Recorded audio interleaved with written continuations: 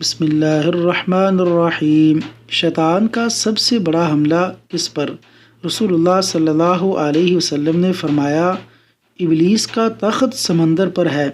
شیطان اپنے لشکروں کو روانہ کرتا رہتا ہے تاکہ وہ فتنے برپا کریں، تو اس کے لشکر کے ساتھی لوگوں کو فتنے میں ڈالتے ہیں۔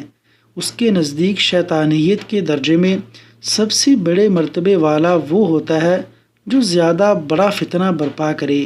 ان میں سے ایک آ کر کہتا ہے، میں نے فلاں فلاں کام کیا، یعنی فلاں سے چوری کرائی، فلاں کو شراب پلائی۔ شیطان کہتا ہے، تم نے کچھ نہیں کیا۔ پھر ان میں سے ایک آ کر کہتا ہے، میں نے میاں بیوی کے درمیان تفریق یعنی جدائی کرا دی۔ شیطان اس کو اپنے قریب کر لیتا ہے اور کہتا ہے، تو نے بڑا کام کیا ہے، تم سب سے بہتر ہو، اور اس کو اپنے ساتھ گلے لگا لیتا ہے۔ صحیح مسلم۔